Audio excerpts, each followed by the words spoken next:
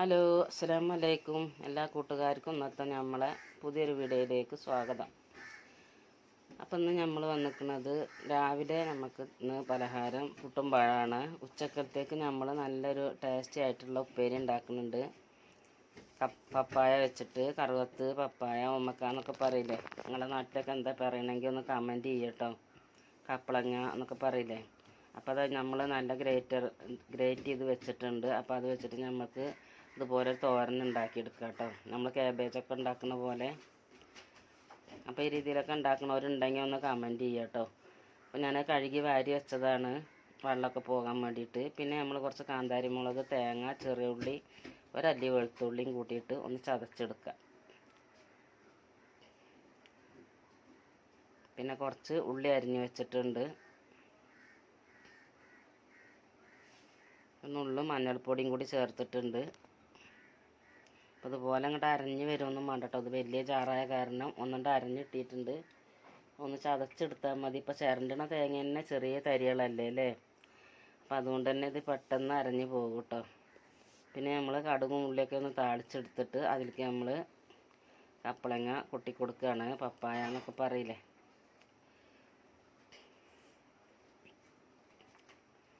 അപ്പോൾ അത് വെള്ളമൊക്കെ വരാൻ വേണ്ടിയിട്ട് ഞാൻ പിഴിഞ്ഞ് വെച്ചതാട്ടോ ചട്ടിയിൽ.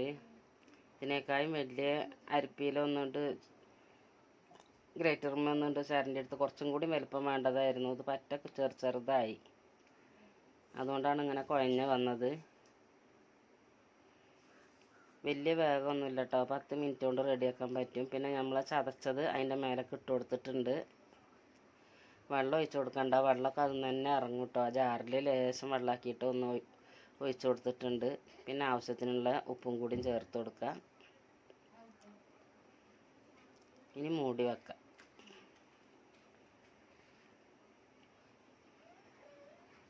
എനിക്ക് പപ്പായ എങ്ങനെ ഉണ്ടാക്കിയാലും ഇഷ്ടമാണ് കേട്ടോ. സാധാ വെറുതെ മുളകും ഉപ്പിട്ടിട്ട് വേവിച്ചിട്ട് നമ്മൾ കടുക് വറുക്കൂലേ നാടൻ രീതിയിൽ, അങ്ങനെയാണെങ്കിലും കൂടി എനിക്കിഷ്ടമാണ്. അപ്പം ഞാനതൊക്കെ ഒന്ന് തട്ടിപ്പൊത്തി വെച്ചിട്ടുണ്ട്. അപ്പോൾ ഇതാ നമ്മളെ തോര റെഡി ആയിട്ടുണ്ട്.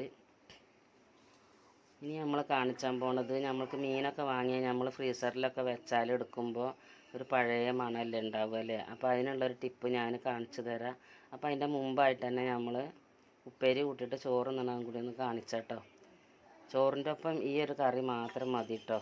കാരണം ഇതിന് വേറെ കറീൻ്റെ ആവശ്യമേ ഇല്ല.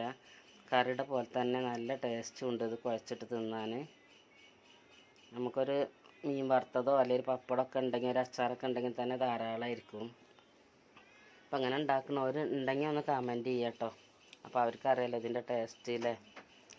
പിന്നെ നമ്മളിതാ മീൻ ഇങ്ങനെ ഒരു പെട്ടിയിലാട്ടോ. അങ്ങനെ പെട്ടി വേണമെന്നില്ല, വേറെ എന്തെങ്കിലും ഒരു പാത്രത്തിലാണെങ്കിലും അടച്ച് വെച്ചാൽ മതി കേട്ടോ, മണം വരാതിരിക്കാൻ. അപ്പോൾ ഞാനിത് 2-3 ദിവസമായിട്ടോ അങ്ങനെ വെച്ചിട്ട്. അന്നൊരു കല്യാണം ഉണ്ടായിരുന്നു. അപ്പോൾ ഞാൻ പെട്ടെന്ന് അങ്ങനെ അതിൻ്റെ ഉള്ളത്തൊക്കെ ഒന്ന് വലിച്ചിട്ട് വേസ്റ്റൊക്കെ ഒന്ന് വലിച്ച് കളഞ്ഞിട്ട് വെറുതെ അങ്ങനെ വെള്ളം ഒഴിച്ചിട്ട് വെച്ചതാട്ടോ. നല്ലോണം ക്ലീൻ ചെയ്തിട്ടില്ല. നല്ല ഫ്രഷ് മീനിൻ്റെ പോലെ ഉണ്ട് കേട്ടോ. നമ്മൾക്ക് ഒരു മണമോ പഴയ മീനാണെന്നോ ഒന്നും തോന്നൂല. അപ്പോൾ അതുപോലെ വെക്കണവർ ഉണ്ടെങ്കിൽ ഒന്ന് കമൻറ്റ് ചെയ്യുക കേട്ടോ. ഇത് ഒരു മീൻകാരൻ പറഞ്ഞു തന്നാണ് കേട്ടോ ഇങ്ങനെ ചെയ്യാൻ. മീൻ നമ്മൾ കൂടുതൽ വാങ്ങാൻ വേണ്ടിയിട്ട് അവർ പറയും നിങ്ങളിത് വാങ്ങിയിട്ട് ഇതുപോലെ ചെയ്താൽ മതി. ഫ്രിഡ്ജിൻ്റെ അടിയത്തെ തട്ടിൽ നമ്മൾ കായ്കറികളും പിന്നെ വെന്ത സാധനമൊക്കെ വെക്കുന്ന ഭാഗത്ത് വെക്കുക, ഫ്രീസറിൽ വെക്കാതെ. ഇപ്പോൾ നല്ല ഫ്രഷ് മീനാട്ടോ. അതപ്പോൾ ഞാനൊന്ന് അമർത്തി നോക്കിയത്. അപ്പോൾ അങ്ങനെ നമ്മളിതൊക്കെ ഒന്ന് ക്ലീൻ ചെയ്തെടുക്കുകയാണ്.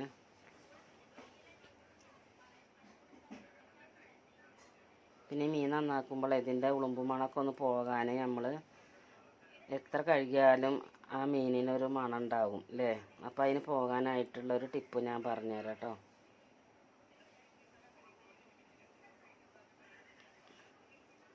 അപ്പോൾ മീനൊക്കെ നമ്മളിതാ ക്ലീൻ ചെയ്തെടുത്തിട്ടുണ്ട്. ഇനി ഇതിൻ്റെ വെള്ളമൊക്കെ ഒന്ന് ഊറ്റി കളഞ്ഞിട്ട് വേറൊരു പാത്രത്തേക്ക് ഇട്ടിട്ട് വേണം നമുക്കിത് നേരാക്കി കഴുകിയെടുക്കാൻ. അപ്പോൾ ആ പാത്രത്തിൽ ഞാൻ ലേശം കല്ലുപ്പ് ഇട്ട് കൊടുത്തിട്ടുണ്ട്. എന്നിട്ട് അതിലേക്ക് മീൻ ഇട്ട് കൊടുക്കുക. പിന്നെ ഒരല്പം വിനാഗിരി ചേർത്ത് കൊടുക്കുക കേട്ടോ. കുറച്ച് ഒരു സ്പൂണൊക്കെ ചേർത്താൽ മതി. എന്നിട്ട് ഇതുപോലെ ഇങ്ങനെ ഒന്ന് ഇളക്കിയെടുക്കുക കൈ കൊണ്ട്. അപ്പം തന്നെ അതിൻ്റെ പച്ച സ്മെല്ലും പോകും, പിന്നെ അതിൻ്റെ വഴുക്കൽ ഒക്കെ പോകും കേട്ടോ. അപ്പം ഞാൻ ആ വെള്ളത്തിൻ്റെ കളറൊന്ന് കാണിച്ചു തരാം. അപ്പോൾ ഈ ടിപ്പ് എല്ലാവരും ഒന്ന് ഉപയോഗപ്പെടുത്തണം കേട്ടോ. നമ്മളൊക്കെ മീൻ വാങ്ങുന്ന ആൾക്കാരല്ലേ. അപ്പോൾ കണ്ടോ വെള്ളത്തിൻ്റെ ഒരു കളറ്. ഇതുപോലെ നിങ്ങൾ ചിക്കനും ഒന്ന് കഴുകി നോക്കുകൊണ്ടു, അതേപോലെ ബീഫും ഒക്കെ അങ്ങനെ കഴുകിയെടുക്കാം കേട്ടോ. പിന്നെ അതാ ഒരു 2 പ്രാവശ്യം കഴുകുമ്പോൾ തന്നെ നമ്മളെ മീൻ നല്ല അടിപൊളിയായിട്ടോ. അപ്പോൾ അതിലേക്കുള്ള മസാലയൊക്കെ ഞാൻ റെഡിയാക്കി വെച്ചിട്ടുണ്ട്. ഫ്രൈ ചെയ്യാനുള്ളതും പിന്നെ കറി വെക്കാനുള്ള ചട്ടി അടുപ്പത്ത് വെച്ചിട്ടുണ്ട്. അപ്പോൾ ഉലുവ പൊട്ടിച്ചിട്ട് അതിലേക്ക് നമ്മൾ വലിയ ഉള്ളിയും ചെറിയ ഉള്ളി അരിഞ്ഞതും ഇട്ട് കൊടുക്കുന്നുണ്ട്. കുറച്ച് ഇഞ്ചിയും വെളുത്തുള്ളി അരച്ചതും കൂടി ചേർത്തിട്ട് തക്കാളിയും സാധാരണ മീൻചാറ് വെക്കുന്ന പോലെ തന്നെ ഈ 2 പച്ചമുളകും കൂടി ചേർത്ത് കൊടുക്കുക.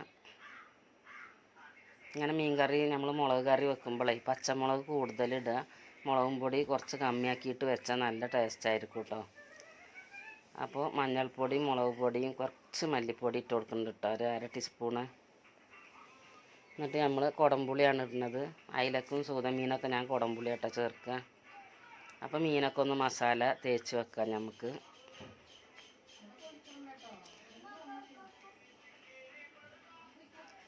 അപ്പോൾ അങ്ങനെ മീനിൻ്റെ മസാല കൂട്ടലും കഴിഞ്ഞു. അപ്പോൾ നമ്മളെ കറി ഇതാ വെന്തിട്ടുണ്ട്. അപ്പോൾ ഒരു മീൻ ഞാൻ മുറിച്ചാനായിട്ട് മറന്നതാണ് കേട്ടോ.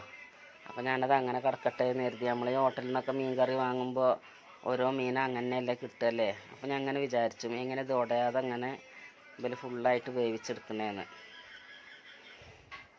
അപ്പോൾ എന്തായാലും അത് അങ്ങനെ തന്നെ ഇട്ടിട്ടുണ്ട്. അപ്പോൾ ഇനി ആ മീൻ വേകാനൊന്ന് മൂടി വെക്കാം. അപ്പോൾ നമ്മൾ കൈയൊക്കെ സോപ്പിട്ട് കഴുകിയതിൻ്റെ ശേഷം നമ്മൾ എന്ത് ചെയ്യാന്ന് പറയുക, കയ്യിൻ്റെ മണം പോകാം. അപ്പോൾ മീനിൻ്റെ മണം പോകണമല്ലേ പറഞ്ഞെന്ന്, അതുപോലെ കയ്യുമ്മയുള്ള ഉളുമ്പ് മണം ഉണ്ടാവും. നമ്മൾ എത്ര തേച്ച് കുളിച്ചിട്ടൊക്കെ സാരിയും ഫർദൊക്കെ ഇട്ട് പുറത്ത് പോയാലും നമ്മളെ കൈ നമ്മൾ അടുത്ത് മണത്ത് നോക്കിയാൽ കുളിച്ചിട്ടൊക്കെ ഉണ്ടാകും, എന്നാലും ആ മീനിൻ്റെ ഒരു മണം ചെറുതായിട്ടുണ്ടാകും അല്ലേ. അപ്പോൾ അത് പോകാൻ വേണ്ടിയിട്ട് നമ്മൾ എന്ത് ചെയ്യാന്ന് പറയുക, സോപ്പൊക്കെ ഇട്ട് കഴുകിയതിൻ്റെ ശേഷം നമ്മൾ കുറച്ച് മല്ലിപ്പൊടി കയ്യിലേക്ക് എടുക്കുക. സാധാ മല്ലിപ്പൊടി കടയിൽ നിന്ന് വാങ്ങണതോ ഏതായാലും വേണ്ടില്ല. എന്നിട്ട് കുറച്ച് വെള്ളമാക്കിയിട്ട് അത് ഇങ്ങോട്ട് കയ്യുമ്മ 2 കയ്യിലും നല്ലോണം പുരട്ടി വിരലിൻ്റെ അടിയിൽ കൂടെ ഒക്കെ ആക്കി എടുത്തിട്ട് ഒന്നാണ്ട് കഴുകി കളഞ്ഞാൽ മതി. പിന്നെ ഒട്ടും മണം ഉണ്ടാവില്ല കേട്ടോ. അപ്പോൾ അങ്ങനെയും കൂടി ഒന്ന് ചെയ്ത് നോക്കാം. അപ്പം ഞാൻ പറഞ്ഞ ഈ 2 ടിപ്പും നിങ്ങളൊന്ന് ഉപയോഗപ്പെടുത്തി നോക്കുകൊണ്ടു.